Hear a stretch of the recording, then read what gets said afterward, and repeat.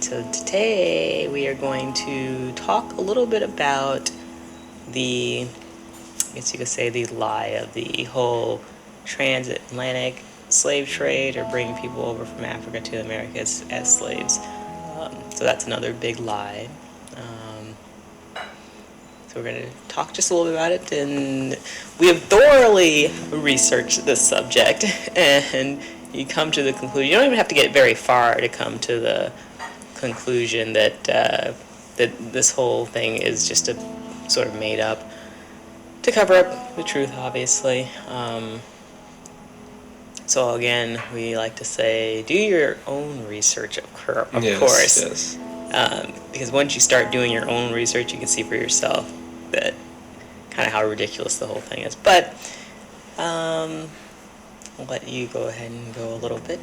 All right. So a lot of people believe that black people in the United States and the Caribbean islands and whatnot, All across the Americas. all across the Americas, came here from Africa as slaves, and this is just not true. When I was doing my research, I was going through some of the journals of Christopher Columbus and like the priests on board, and like Jacques and Cortez. So there's the French, the Spanish, and the English conquerors is pretty much all you really call them, because they didn't do anything exploring. The people that they would come across, the Native Americans, and a lot of people would believe would be Native Americans, actually not what it really was. It was black people, all variations of black people. And so, and that's what they described them as. Yeah, they described them literally as like different shades of skin color, but they closely resembled people from Ethiopia. And when you look at Ethiopia, that's in Africa. And they're like, how did these people get here? Well, they were just here. Well, I felt like they knew back then that the indigenous people, and really when you look more thoroughly into the subject, you kind of get to the realization that the indigenous people of this whole world are black people, or different types of black people.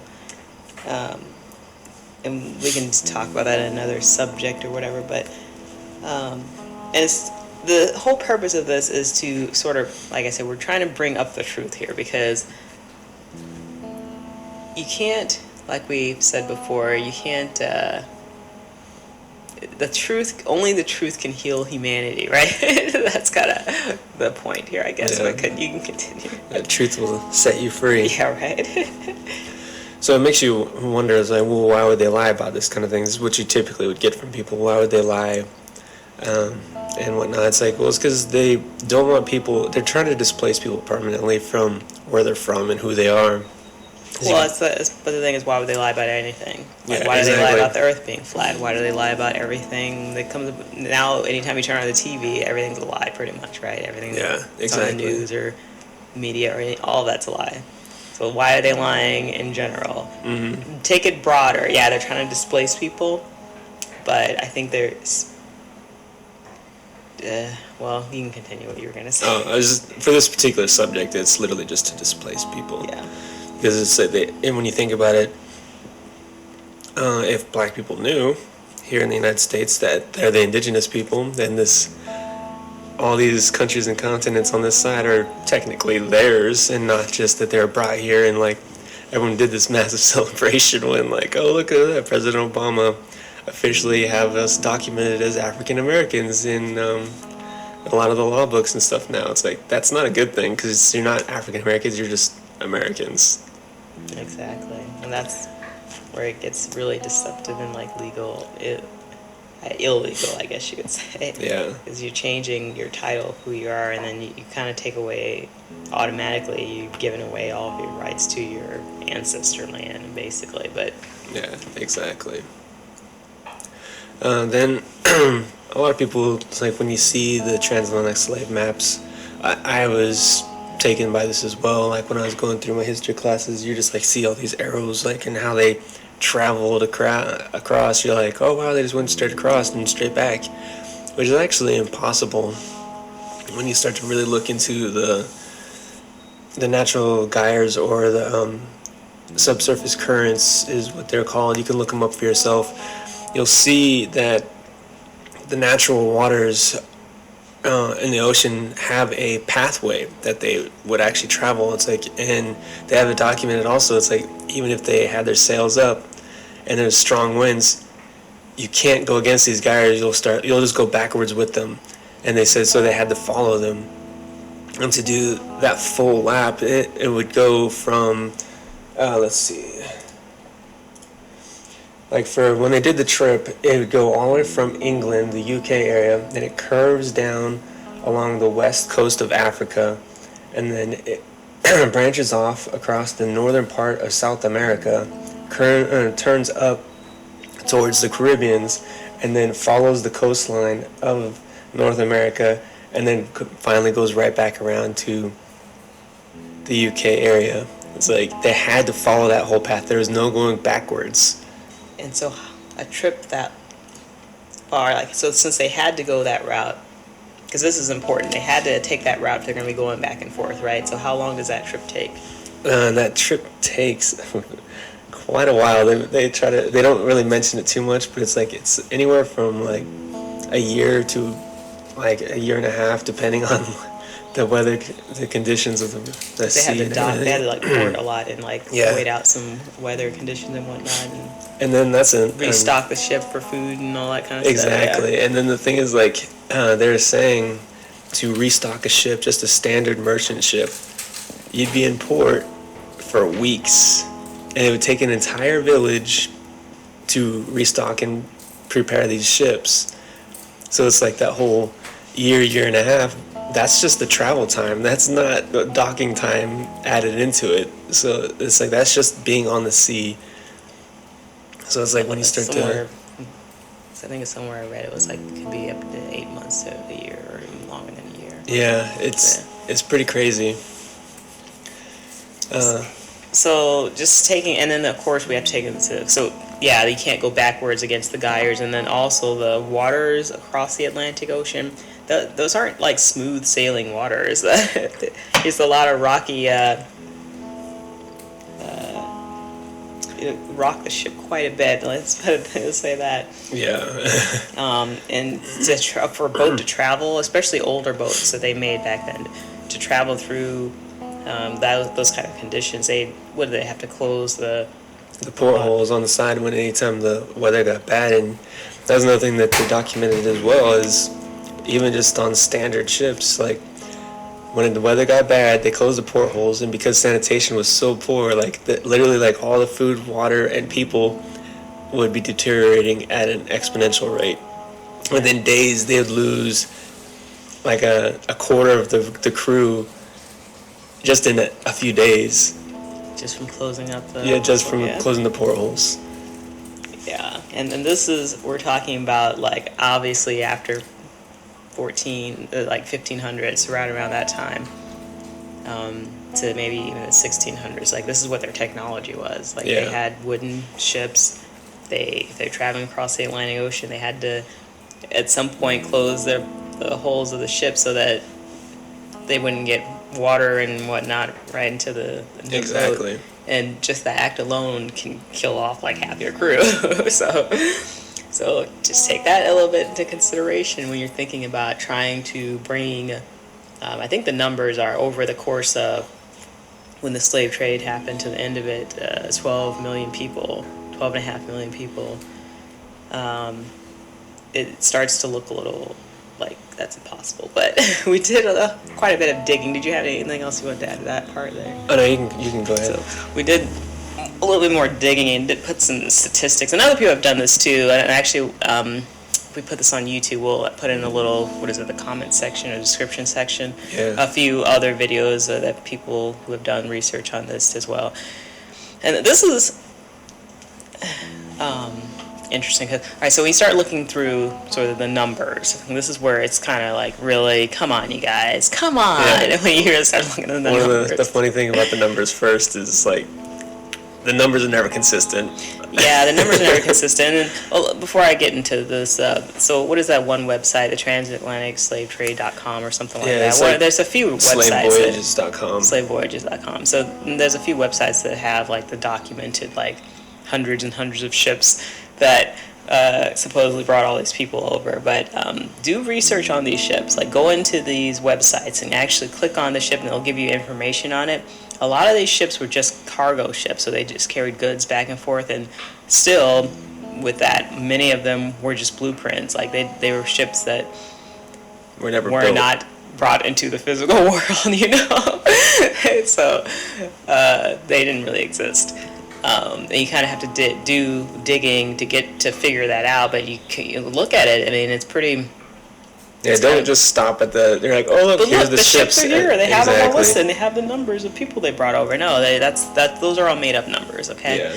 All right. So we have about. I mean, this is like rough statistics. Okay. So we're gonna give them from like 1619, because these are the numbers, the years that they actually brought people over from Africa. Like they changes depending on what you look at. So I went with. And it's an average, and I went with the more common one and kind of rounded out. But basically, 1619 to 1858, roughly. Right, 1858 when the slave trade supposedly ended. So that's 366 years, I believe. So you have a time span of 366 years. In that time span, you have to bring 12.5 million people over rough Atlantic waters in wooden ships. All right, so 12.5 million people, so that you divide that up into 30, so you can say there's maybe 36,000 voyages that would have had to have been made over that span of 366 years to bring that many people over. Which is about 90 voyages per year. Mm-hmm. So you break that down more, yeah, you get about 90 voyages every year for 366 years straight. All right, so that would mean that you'd have to have a ship coming into port every 4 days with a group of at least 380 people from Africa that would all have to be alive, and that would be the only way you could get these numbers, okay? Every 4 days. Now, keep in mind that, and some people do the math differently, say a ship has to come in every day, but the specifics and the details are not that important. Every day, every 4 days, whatever. Based off my math, is every 4 days. And it's also remember that the ship can't just turn around and leave. You have to have a cycle of ships coming in every 4 days. And so that ship has to get there and leave, okay? But like we said before, it takes over 2 weeks sometimes for them to restock a ship and get the whole town has to be involved in like getting enough food and water on the ship for the crew to travel across the Atlantic Ocean. Each trip, taking into account that each trip took on an average of about 18 months. With the ports and everything. Mm-hmm. Stopping at different ports because you had to stop. Yeah. Because you had to get more food and more water, and so each trip took about 18 months.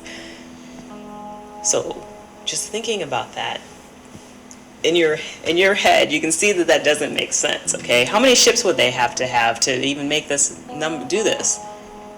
Several hundred for sure to keep them coming and going. Yeah, and they'd never be able to break down or lose any or anything. But you couldn't have a ship that would crash or break or whatever. They have to be very well built, well working ships that can just keep going and going around this going from Americas to Europe to Africa back to the Americas. I think one number is like 400 to 500 ships or something like that. So I guess the question becomes: could they actually do this?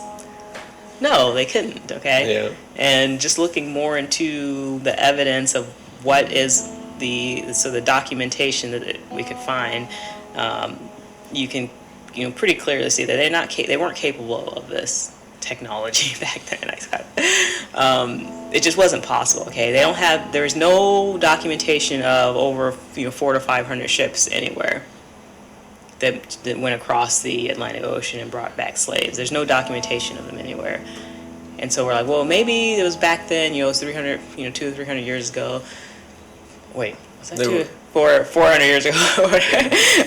They maybe didn't document things very well, right? Or maybe the documents got lost. Well, no. First, we have that website that has everything documented. Those fake ships documented. So Yeah. that's part of Okay, so that's BS, right? But the other part of that is that if you look in the east coast of the United States, they were really into whaling and fishing a lot. And every one of those whale ships, just about every one of them, they have them documented and how many crews or how many what do you call it? How many times they went? Oh yeah, their voyages. How many voyages they went on? What they brought back? They have these ships welded, and this is like in the 1700s and before, 1800s too. So it's around the same time, and these ships are so well documented. You could write a whole book on like the whaling ships or the fishing ships that they had. Another example of how well the ships and the voyages were documented is when the southern part of Europe and the northern part of Africa and that whole area, they had you go back. They had wars and I think they even traded back and forth with each other, but the whole area there. But they all the ships that went from that part of, what is that area called? Right here. No, between southern Europe and like northern Africa, that whole area, in India, that kind of Oh, right here. Mediterranean area. Yeah. Or what is it? I don't remember. Okay. Well, all the ships that traveled back and forth between there, like all the wars they had, and then anytime they were trading, all those ships are all documented very well as well. So that's, I think, the main thing people should really be kind of questioning. It's like everything else is very well documented and written out, and we have all the numbers. They talk about each ship and what it did, but there's no records of these supposed ships that brought people from Africa. There's no record of it anywhere. So that's another thing to take into consideration. And I really encourage people to investigate this on their own as well, but you will not find anything. All right, so I did want to go over, just to sort of show even more that, this is kind of another big deception, everybody. And it's kind of one we really need to get to, because, like, get in our heads, like, and really understand it. Because even with all of this supporting evidence, people still want to not believe it, which is really, well, it's interesting, but come on, you guys, it's kind of sad when you think about it, right? Yeah. It's like you're believing people that lied to you about everything, and then you're believing this. This is about your identity, and this is important to everybody, not just black people. It's important to everybody. The truth is important to everybody, okay? But you need to know we need to know where we come from and who we are, right? Yeah. So I wanted to go a little bit, and everyone probably may be familiar. They're digging through, the small pile of actual slave ships that they, say existed. I did find, a few here and there, but they're kind of sad cases. One that people may have heard of is the slave ship Sally, which went on a voyage from 1764 to 1765. Now, I also want to bring up, too, that in the research that I was doing, I didn't find any evidence of actual slave trade ships, or they don't even come up until about the mid-1700s, so around this time. Which is the time when the slave trade This is about 100 years before. supposed to be over. Isn't it about like 100 years before it was over? Oh, well, they say, okay, it was made illegal pretty much. It was made illegal. Within a few years or so of this time, and then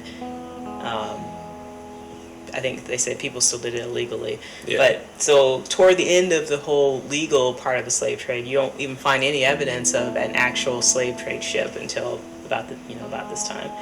So the Captain Hopkins and these people. So this talks about how the ship. They prepared.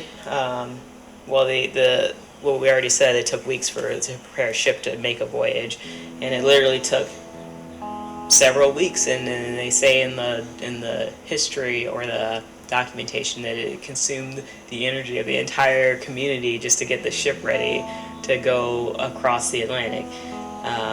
So this ship supposedly sailed across the Atlantic, and we have a couple of dates here, but just to give you an idea of the time span. November 15th is when I guess it finally got to. Well, actually, it doesn't say when it left, but November 15th, it got to the coast of Africa, and that's where it picked up as some of the first captives. But then we jump ahead till June 8th, and at that point they have 196 people. And then I think from there they didn't leave, or they went to another area. But by August 20th, they had already had a death toll of 19, and they're still traveling along the west coast of Africa. They haven't even left across the Atlantic Ocean yet. They already have 19 people that have died. But through a span of, what is that, 8 or 9 months? Yeah. Oh, God. Just along Africa. Yeah. So basically, yeah, it spent 9 months on the African coast, and it left with 155 people. So that's where we're at now. It goes to the West Indies, to Antigua. It gets there October 9th. By the time it leaves Antigua, 108 people or more, another large group of people have died during that, that trip. And by the time they leave Antigua, so the death toll rises to 108 people. So they leave Antigua with only 61 people that they are able to sell into slavery. So you start with 196 people and you end up with only 61 people.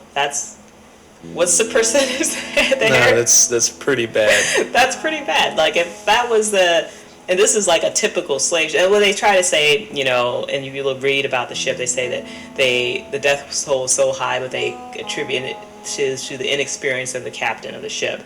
That's what they try to say. But every other, the other few slave ships that I find that supposedly actually made these voyages had about the same death toll, and it took about the same amount of time.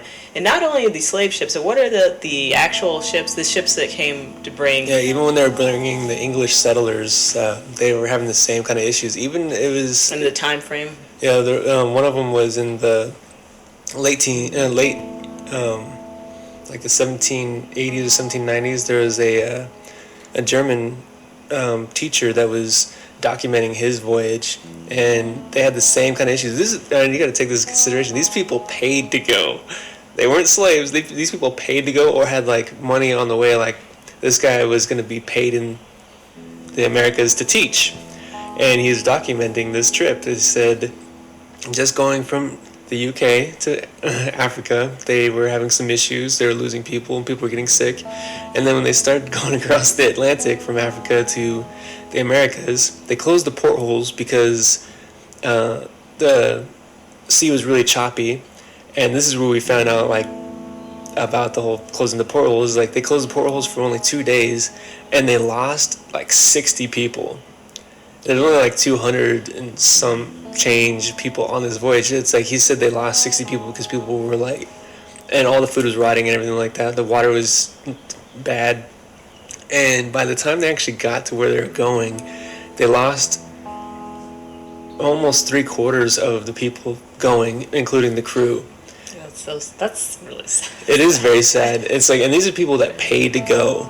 Yeah, and this is a regular thing. This wasn't just a fluke incident. Yeah. Like, every incident where people have documented it, and around around mid 1700s, late 1700s, this is what happened. Like, this was how it went down, right? Yeah. And what's silly about this whole thing is people don't take this into consideration. And when you think about this is almost 200 years after these voyages started. So shouldn't they be pretty good about making it around without losing anybody by now? You would think, right? And then you have to also think about so you think about so they leave. You can lose 3/4 of the people in the mid 1700s, late 1700s. So is this trip even worth making if you know you're going to go across the coast of Africa and come back around and lose 3/4 of the people and even some of your crew members? It just doesn't make any sense, No. right? Okay, so Yeah, so basically this ship lost all the people. There's another ship, it's called the Wheel of Fortune.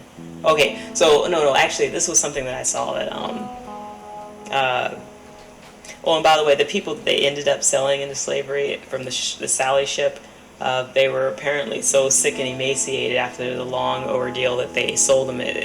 When they auctioned them off, they didn't make any money off of them basically because they couldn't do anything, right? Because they were all sick and most of them had died anyway. What's funny about that is because like in the books, in the history books, it says they brought people from Africa, and as soon as they got off the ship, they were put to work. Oh yeah, and that's another thing we need to talk about in a minute here. But and then it's documented here that this is a quote. It says, between the loss of the Wheel of Fortune, and this was another ship that they sent on a voyage as well in 1759, and then this Sally ship, they had good reason to believe that the slave trading was too risky. And this was the group of people who had the Wheel of Fortune ship, I guess, and the Sally ship. Yeah. And then they were deciding they were going to go into the slave trade business, but because they had these two miserably failed attempts, they decided, actually, this is not going to obviously be profitable. We need to do something else. And this is kind of what the mindset was then. You know, there was a few other. The one is a ship called the Zong. It was in 1781. It left the coast of Africa in September 6, 1781, with 470 slaves, supposedly, 17 crew members. When it arrived in Jamaica on December 22nd, there was only 2 crew members left, and there was about 250 slave people left. That seems like a quick trip, and I don't know if the numbers or made it. They went. I mean, I don't know. That's only going from the coast of Africa to Jamaica. But that seems really fast still. Yeah. So I don't know. And a lot of this, you have to take a lot of the information with a grain of salt because some of it's clearly made up stuff. And we'll get down to that one in a minute. But in 1789, the ship Polly was commanded by James D. Wolfe. They were on the west coast of Africa. They had 142 people they picked up to sell into slavery. 2 weeks into the voyage, one of the women on the ship got sick with smallpox, and so she was thrown overboard to prevent the disease from spreading. And I bring this up because it's interesting that so they threw this person overboard because they didn't want to make anyone else sick. And so this incident led to criminal proceedings. So in 1795, they were brought to trial over this incident, which, when you think about it, that's just one person. So obviously, were they really allowed to bring people over and do anything they wanted to them when one person that they threw over because they got sick, they went to trial for, right? Yeah. So that doesn't make a whole lot. Something's not adding up here, right?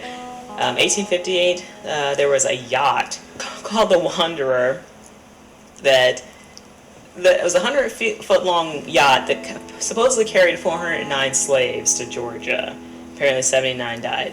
So I don't know if anyone's seen a yacht or been on a yacht before, but, and really, come on, a yacht carrying 409 people across the Atlantic Ocean.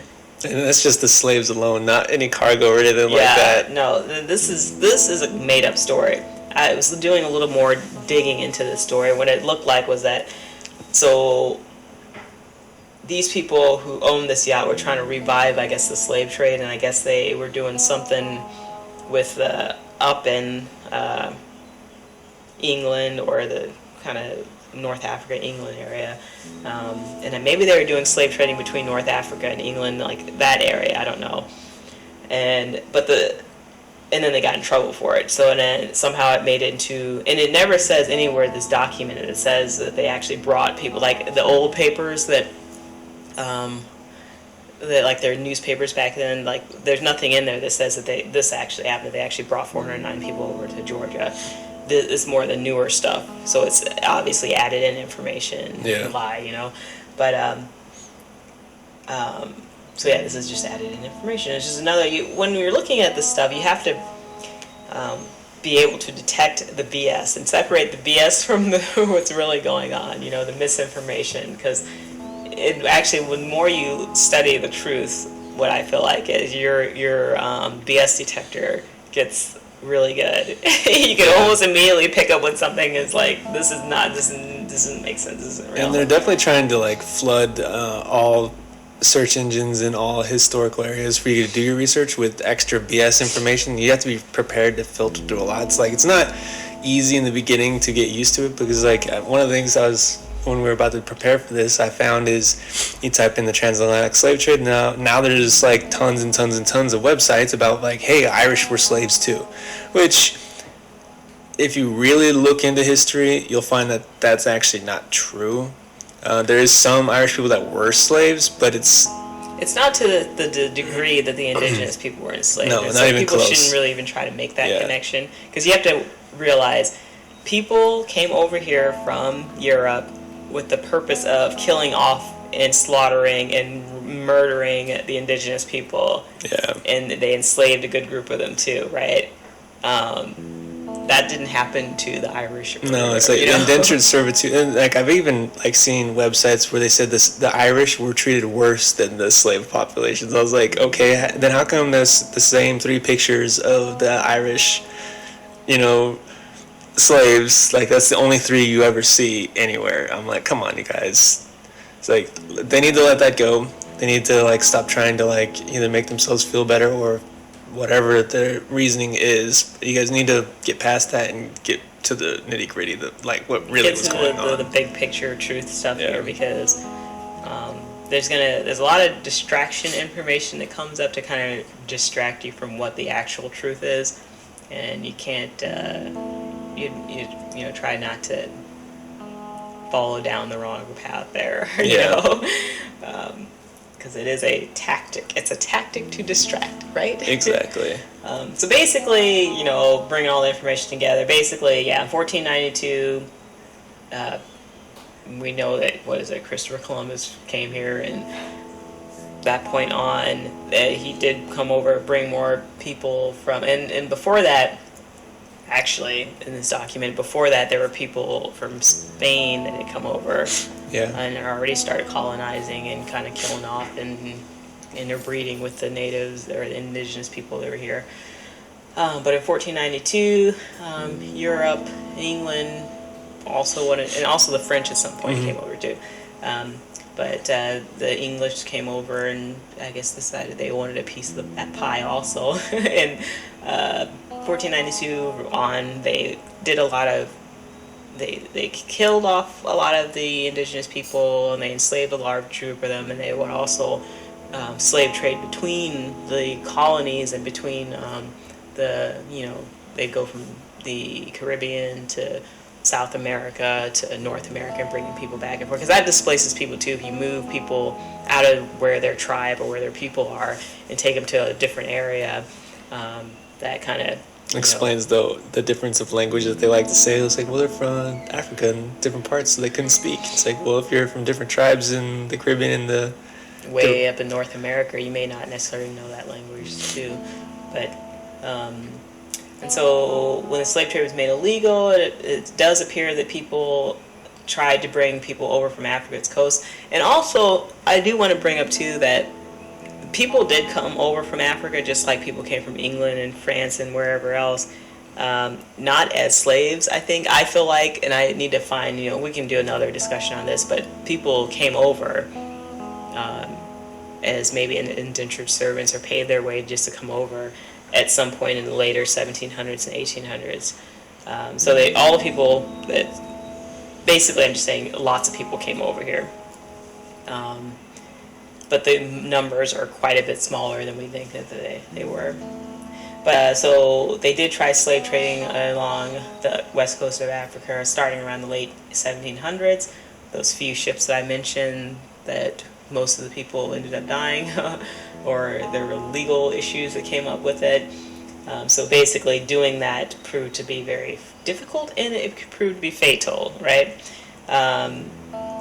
When it comes down to it, the Atlantic waters are too choppy, they're too treacherous to allow a safe and easy voyage back and forth. So why spend 366 years, 90 voyages each year, going back and forth, bringing 500 people, you can't, it's not possible to do that, but why even try to fathom doing that when you already know that this is not an easy trip, it's not safe, you can't do it, right? Exactly. So the majority of the indigenous people, American population, were enslaved. If not, they weren't killed off, they were enslaved. And what it looks like, obviously, in order for them to prevent them from seeking their rights to their land, getting closer to like the 1800s and 1900s, after slavery was abolished, there's this that's when the deception starts to come in, where they were reclassified as Negro, then colored, and then nowadays we say African American, to kind of remove you from who your ancestors are. And then, of course, the history books have all the lies, put into them. The truth books that do hold the truth were kind of swept under the rug or hidden. It's a big process that went into this, right? Yeah. And then there's also, like, when you look in the early colonizers, definitely look into Cortez, Columbus, and Jacques, and look not only exclusively from them in their diaries, but there's people on their ship. Like Columbus had a priest who documented some of the early interactions where like the English and the French and the Spanish would like join up with different warring tribes. And the French actually documented it, and they said how the English would literally join a group of warring people, and they said it was hundreds of thousands of people at war. They'd help win the one side, and then they'd go and enslave the entire other population.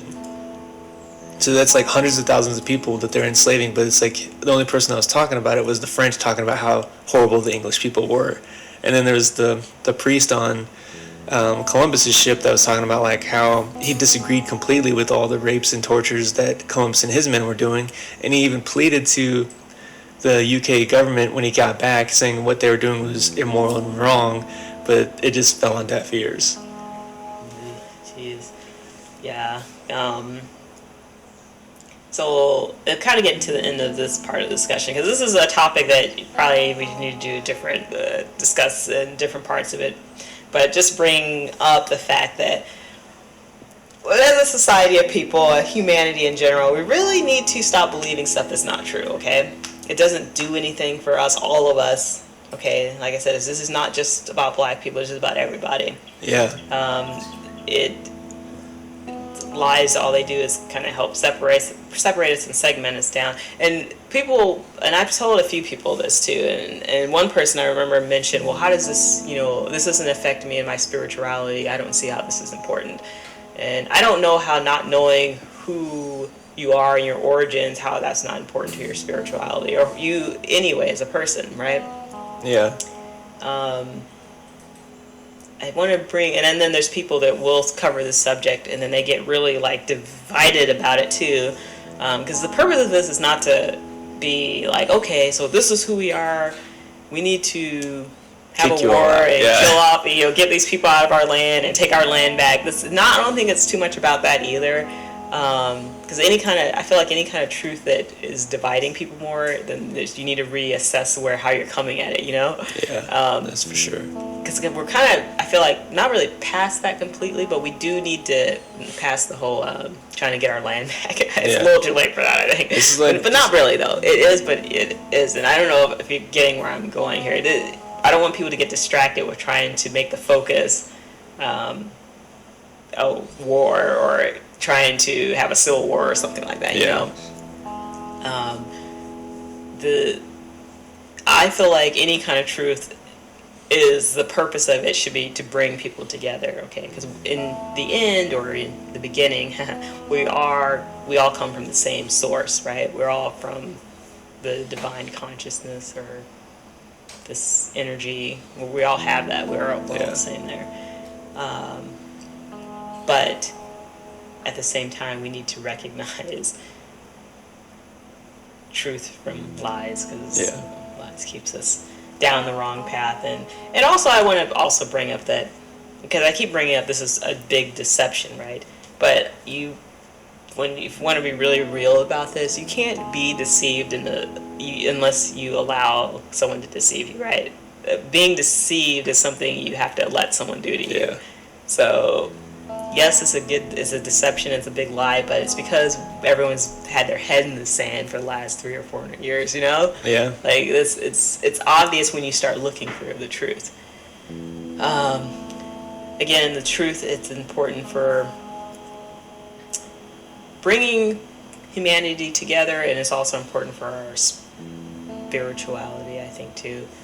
I think that's one of the reasons why, when you look back far enough, you see that the main thing that has been going on with the Earth or this planet, is this group of people have gone to each continent and just kind of killed off all of the indigenous people. And in doing so, it's like pretty much they're just kind of just separating everybody. And Well, I feel like there's something important that the indigenous or ancient civilizations obviously knew about, their placement here in this earth plane and the creator, the divine creator, and how we're connected to the creator in all of the other realms. I think there's a lot of really important information that they had. And so I think this is just my theory, but I think in order to take control of a plane, you have to first get there and then wipe away all their history and then kind of get them to start from a different point. Yeah, it's sort of corrupted and steer people in the wrong direction. But we'll get more into those specifics later. But it is really interesting. Basically, the slave trade, transatlantic slave trade, was a lie. The earth is flat. What else?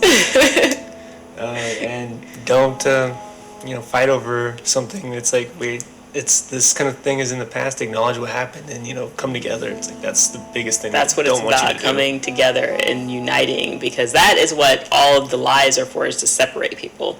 But all right, so we'll end it there, and I'll put some links into the description area. Do your own research. Open your mind, please, to the truth, people, okay?